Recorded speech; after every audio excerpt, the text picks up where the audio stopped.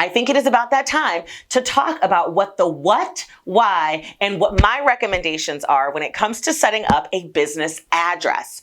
So if you want to know the different types of business addresses that are out there and the pros and the cons with each type, then keep watching because I'm going to walk you through it step by step right now. You an entrepreneur, I got what you need.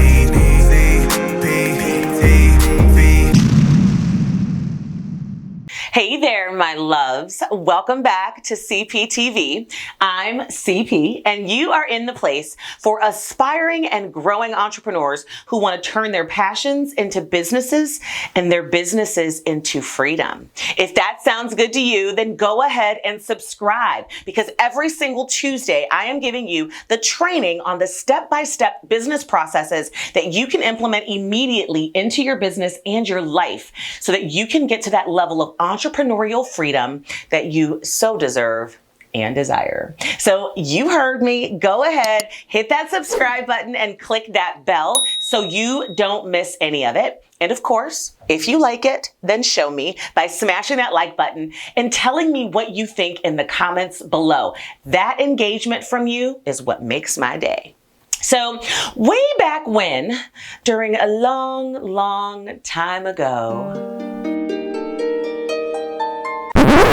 I'm just playing, y'all. I'm tripping. Anyway, seriously, about a year ago, I did a video on how to set up your business phone and email cheap.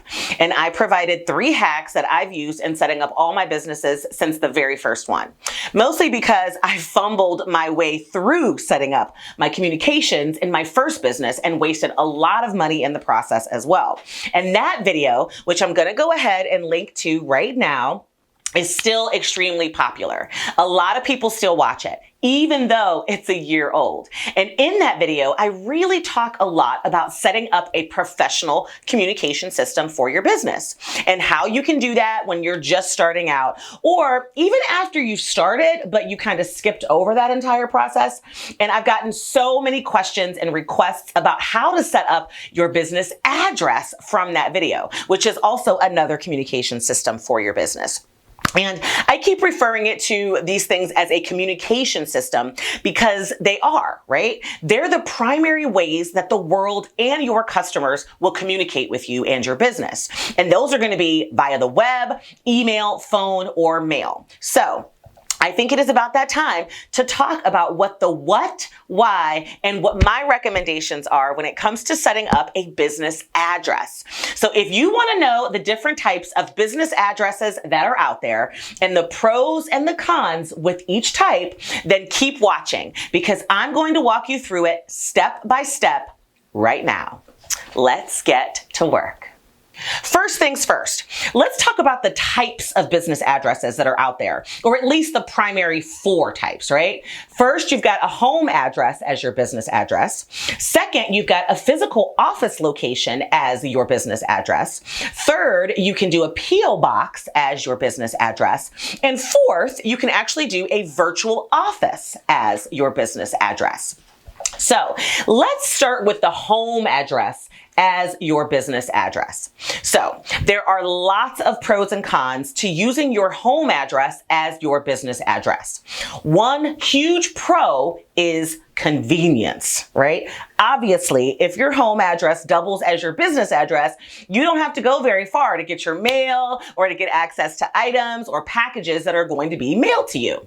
They will literally come to your doorstep. And that is extremely convenient, right? Another pro to using your home address as your business address is the potential tax breaks that you may experience. Now, whether you know it or not, if you are running a business from your home, there are certain home costs associated with your business that you may be able to deduct from your taxes. And I am not about to go deep into those right now because I am no CPA, but my experience tells me that you should definitely reach out to your tax advisor or talk to your accountant about those advantages, because depending upon your situation, there are certain costs associated with your home that you can deduct if you use your home address as your business address. So it is a huge pro. Now, what about the cons?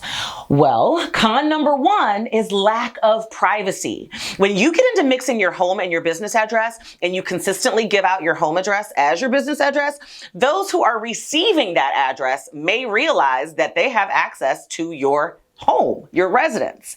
And then your home address is out there in the public for the public to see and to know, and for the public to use. He's a peeping Tom. So obviously, if you want to keep your home information and your address private without giving access to customers and vendors and contractors and even your future or current employees, then it's a huge con if your home address is also your business address. Now, there are a couple of pretty significant other cons that can potentially come along if you choose to use your home address as your business address. And these are things that people don't necessarily think about or even know about. So, did you know that there could be some legal issues when business owners use their home address as their business address? For instance, you might have a prohibitive lease or some HOA rules. Some home addresses cannot be used as business addresses. As a matter of fact, some apartment and condo complexes may not allow residents to run a business out of their home, and your lease would say that. Some homeowners associations or HOA rules have the same restrictions. There could be also zoning restrictions in your city or your town, because some cities may have municipality codes that prohibit homeowners from running a commercial operation from their homes. Or in some instances, certain types of businesses may be prohibited for commercial use in residences. So before you decide on using your home address as your public business address, really do your research and make the decision that is best for you and your business goals using the cons and the alerts that I just triggered for you. Now, let's talk about type number 2, a physical office address. Now, this is the route that I have always gone. I've actually had a physical office space for almost every single business that I've owned. Mine is the very first one, maybe. So I'm very familiar with what the pros and the cons are in this area. Now, these may be a little skewed to my experiences over the years, but that's what this whole entire channel is about, y'all, okay? It's skewed to my experience. So let's talk about the type of business address that is a physical office. The pros.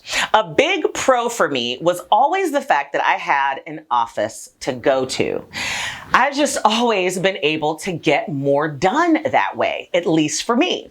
And I was always in a position to be able to scale my business on a dime. After all, as soon as I started adding team members or employees that weren't virtual, they had an office space to go to. So it always impacted me psychologically as well. A physical office space always helped with the professional image that I've always projected with my clients, especially my higher ticket clients. And honestly, it just kind of made me feel like a boss, okay? And since my very first business started in the late 90s, having a physical office address was just kind of what you did, okay? Whether you were renting a room in someone else's office, which could be very cost effective, kind of my first office, or actually renting a complete office suite and signing the lease yourself, it was just where my business has always lived.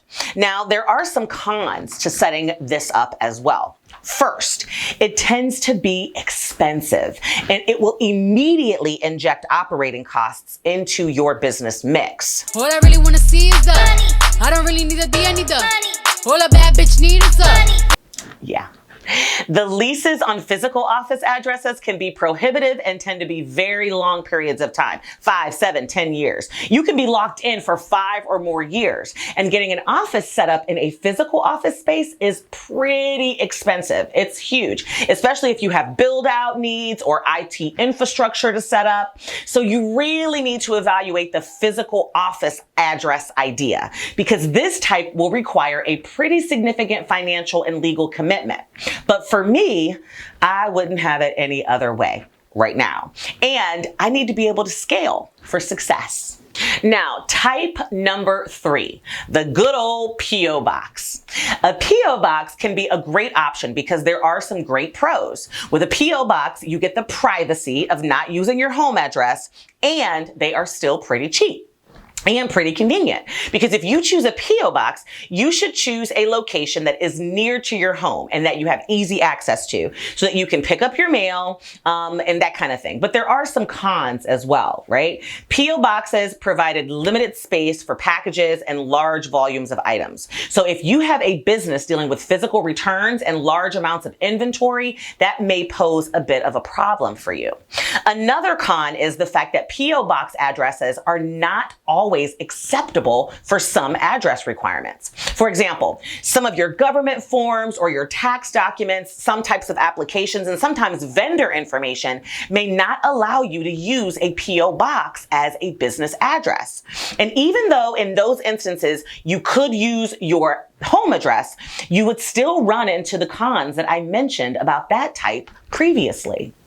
And type number 4, a virtual office address. Now, this is a newer option that has become more popular in the last 15 years. A virtual office gives businesses a physical address and office related services without the overhead of a long lease and administrative staff. With a virtual office, you can work from anywhere that you want to, but still have things like a mailing address. You can get phone answering services. You can have access to meeting rooms, conference rooms, printing services, IT, video conferencing, all that stuff. Virtual offices are usually located at business centers, in flexible office spaces, business incubators, and co-working centers. They are a great option, but just like everything else, they come with some pros and some cons. So some of the pros for this type includes an image of professionalism, just like I mentioned when we talked about the physical office space, right? Especially if your goal is to attract more traditionally minded corporate clients. You might need that. It pays to have a dedicated office address with contact details. You will also be able to go to an office and use the space, meeting rooms, IT services, all for a much lower price with no long-term leases than the physical part. This type does give you flexibility as well, because you usually have the option to hot desk from multiple locations. No matter where you are in the world, you may have a physical office. But some of the cons include the lack of centralization, which makes it difficult to scale and add to your team locally. You may also experience scheduling difficulties, because with a virtual office, you don't even have a conference room of your own to use if you need it. You will need to take the time to arrange and schedule the use of the conference rooms and the shared working spaces ahead of time. Or even to go to the virtual office and even pick up your mail, you may have to schedule it, which can create some conflicts for you. Another con can be the lack of contact with others.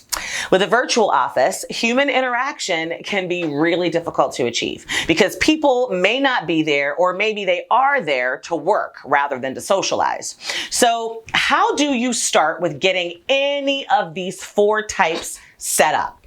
Well, with your home address, if that's the route that you choose to go, you just kind of start using your home address. There isn't a whole lot you got to do. With a physical office location, I would start in 2 ways. Google commercial office spaces available near me. That way, you will be able to get any number of commercial real estate sites, and you can actually start taking a look at some of the spaces that they list and get the information of the realtor or the person who is actually renting the space out. You should reach out to them and set up a time to take a look. It's actually a pretty similar process to renting an apartment. It's just that some of the leases with these types of situations can be a little bit more complicated and more expensive and more drawn out. So the second way I love to find my spaces is just to drive around my neighborhood. There may be a lot of little local spots being rented out with signs out front. And a lot of these spots will not be listed by a realtor, but most likely will be by a local small business owners themselves, just like you. So when choosing a P.O. box, my recommendation is to find a postal location that houses P.O. boxes as close to you as possible, in order to ensure that going and picking up your mail, which you will most often do daily or every couple of days, is really convenient for you, right? And that you have easy access to your P.O. box. Once you find the location, you just kind of go in and sign up for your P.O. box. They'll give you one with keys, and then they'll also set you up now with automatic online payments. So once you do that, the P.O. box is yours. Now, in order to set up a virtual business address, I recommend starting with Google and typing in virtual office spaces near me. Now, obviously, the near me part is because if you do choose a virtual business address, you may actually want to use the physical space, which means you got to have a good location. Whether it's shared or not, you want to make sure that you choose a location that you have easy access to and that is pretty close to your home, so that you can actually get there and use all the stuff that you're paying for in that type of an arrangement. Now, obviously, there could be a lot more nuances and specifics surrounding each of these types of business addresses. Like what you should be looking for in a lease and what you should be looking for in a space, or what you should even be expecting to have to pay. I get it. And if you want me to dive a little deeper into any of these topics, then go ahead and leave a question with what your missing pieces are down below, or go ahead and leave a comment and say, I want more CP, and I will get to work on that for you as soon as possible. In the meantime, I hope that this video helped you with all of your questions surrounding setting up a business address for your empire. It's a huge piece of your overall communication infrastructure for your business, so it's extremely important. And I'm glad I was able to answer some of these questions for all of you out there. I have gotten a ton of them. So do me a favor. If you like this, then show me. Smash that like button. Do not forget to subscribe, because every single Tuesday, I am giving you the exact same types of golden nuggets that I gave you today, okay? And make sure that you share this information so that other people who need to get business addresses can get theirs set up too, all right? And until next time, my loves, stay safe. Mwah! Bye-bye.